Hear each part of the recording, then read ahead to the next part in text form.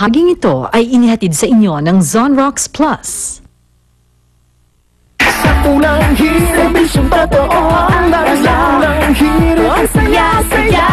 Sa unang hirit, unang hirit, unang hirit. I love my banana. You like it? Ayan, ako kinakilala. So may banana ka, so kailangan may panluto ka. Gusto ba siyang gawing banana bread? Ayan. Pakimix na rin ang akin. Ayan ang iyong ang iyong tsaa, mare.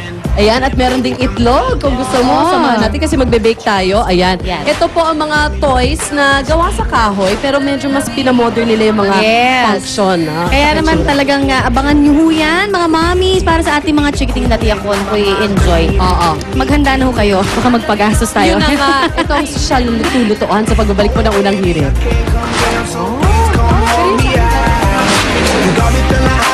Can't step off the cloud, and I just can't get enough.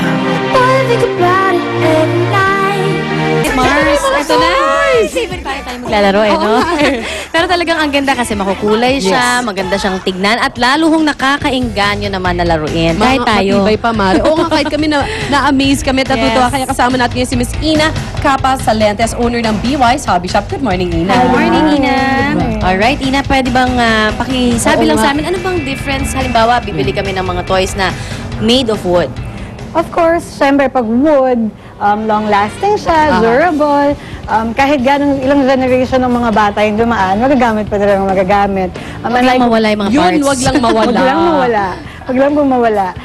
Unlike mga plastic, syempre pag nalaglag, nababasag. And then some plastics, of course, we can't be too sure kung yung mga ginagamit na materials are safe for mga kids. chemicals, no? Kasi po itong mga to, bukod sa non-fading sila, yung mga paint nila safe po for kids. So, pwede talaga from generation to generation kasi Yes, unfading. exactly. Correct. Opo. So, ang advantage pa po ng mga toys na ganito, parang back to basic po siya. Great for pretend play. Unlike po yung mga bata ngayon kasi diba PSP, Facebook, things like that. So, ito nakakapag-enhance ng kanilang imagination. Yes, and their motor skills. Yan naman yung tawag yun. Lutuan. So, kung nung mga panahon po natin, nag-i-improvise lang tayo ng mga kung ano-anong gamit sa bahay. Ito po, ganito, set na siya, mabibili mo ng ganyan. Okay. Ano ba ang price range ng mga set Well, mo? for this kind of toy, nag-range po tayo from 1.5 hanggang 2.5. Alright. Pero matagalan naman ang Matagal. gamit. Yes, Saka sa matagalan alagaan po. lang naman. Meron iba-ibang klase, meron kang mga push and pull, Yes, we type. also Ano ba have yung mga push yan? and pull Kasi toys. sabihin ng mga may anak na lalaki, bakit parang puro pambabae? Opo. Meron din po tayong mga pang toddlers or babies. For example po, kasi di ba what we have usually yung po mga conventional na walkers. Actually, yung po ako pediatrician, pero actually, pediatricians recommend yung pong mga push and pull toys para hindi sila na pupersa when they're not yet ready na maglakad, na pupersa sila dun sa mga conventional. For this one, kung ready na sila physically, dun lang nila magagamit. So, diba, push lang nila. Ay, nakakatuwa. Ako, So, maaliw yung sila. reaction po nung toy na it will encourage the child to push it more. So, Right. nakakatawa yung ano. Ito po yung pag-learning to walk and then while mastering naman po yung walking, yan naman po yung pull toys. Wherein they I can see. walk already. Ito naman, ma-motivate silang mag-walk further because when you pull them, yan. Alam mo yan ang training ng mga jeepney driver kasi nakatingin sila gano'n. Tapos lilingon silang gano'n, mara doon sa inihila nila para nag-aabot ng sukleta. So, ganyan ang concentration, ha? Full toy pala. Pull toy, ayan. Meron din mga, ito kanina yung nakikita natin yung kitchen Yes. set. Oo. Aha. Ito naman, napansin ko ang ganda niya kasi talagang parang hinihiwa siya. No? Girls, favorite Pwede natin mo siya talagang yung slide. And Demo. crunchy pa po yung sound. Yan. Ayan. Ayan, ay, mare. Okay, Mare. Ano yan? Hindi na pwede. Madumi na yan. Wala pang 5 minutes. Pwede pa. Ayan. Totoo. At syempre, may train set din tayo. Yes, meron din po tayong wooden train set.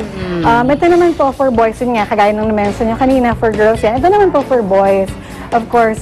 Ang maganda po dito, enhancing imagination nila to create different kinds of rails every time they play with it. So, Tsaka pwede mo daw idugtong-dugtong, ano, yung Yes. bawat set. If for example, you purchase one set, pwede po siyang ganon. And then Yes. kung bumili po kayo ulit, pwede yung pagdugtong-dugtong. And then every time, recreate another kind Pwede of mo lang siya i-build ng i-build, no? Kunwari sa budget din, di ba? Parang this month, Yes. isang track opo. set muna. And you also have musical instruments. Yes, we have musical instruments. Tsaka blocks. Oo. Ay, blocks, wag yan. And blocks. Ito Forever. po. Of course, syempre, alam naman po natin yung value ng wooden blocks sa mga learning kids. Aside from color identification, Yes. enhances the creativity, imagination. Yan po, pwede silang magbuo ng kahit anong kaya nilang ibuo, kahit anong ma-imagine. Mga animals din. Ayan, Ina, marami na daw gustong bumili. Saan ba sila pwedeng bumili niyan? Well, we will leave the number po. Our number is 0906-538-0705. And pwede rin silang pumunta po sa amin sa Norzagaray, Bulacan. Ayan, lapit! Opo, malapit lang po. Face, ay, ano, tag dito, Thank you. multiply, Oo. wala? Meron po sa sulit.com, just search for One Hell of an Angel. One hell of an angel. Ayan. Thank you so much. Thank you very Ina. much, Welcome Ina. po. And happy birthday, Dr. Tess Tolentino. Ayan. Ngayon naman, ay, magbabalik po ang unang hirit. Yes, magalang muna tayo, Mare.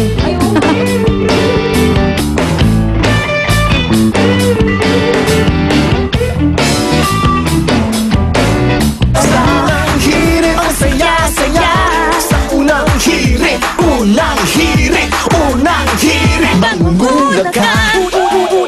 Unang hirit, ang saya-saya. Nagkaroon po ng aksidente sa NLEX sa may bandang Valenzuela City. Isa po ang naiulat na namatay. Para sa kabuang detalye, may report si Julius Segovia. Julius! Yes, Igan, ako iba yung pag-iingat sa pagmamaneho lalo na ngayong pabugso-bugso ang buhos ng ulan. Isang aksidente ang naganap sa may Kawayan Interchange sa North Luzon Expressway. Dalawang truck na halos magkasabay ang takbo ang involved sa aksidente. Dead on the spot ang isang pahinante habang sugatan naman ang isa pang pahinante at dalawang driver ng dalawang truck. Wala pang pagkakakilanlan, ang mga biktima agad daw dinala sa pinakamalapit na ospital. Sa impormasyon ng NLEX traffic, bandang alas 4 ng madaling araw na mag-overtake ang isang SUV sa dalawang truck. Dahilan para maalangan ang unang truck kaya agad itong pumreno. Sa lakas ng ipak-igan, humiwalay ang container van na naglalaman ng metal scrap sa truck. Ang kasunod naman itong truck, sumadsa din sa kanang bahagi naman ng northbound ng expressway. Humiwalay rin ang container van sa mismong truck. Dahil sa aksidente, Igan, umabot sa halos 2 kilometro ang daloy ng trapiko sa bukana ng May Kawayan Interchange. At yan muna ang pinakahuling balita. Balik sa iyo, Igan. Maraming salamat, Julius Segovia. Nag-uulat po mula sa NLEX. Magbabalik po ang unang hirit.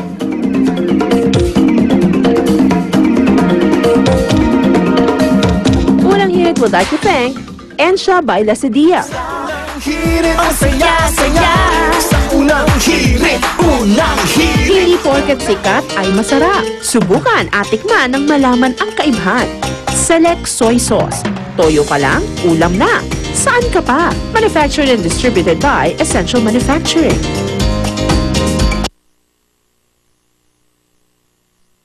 Get a chance to win 25,000 pesos in the Isacon iHelp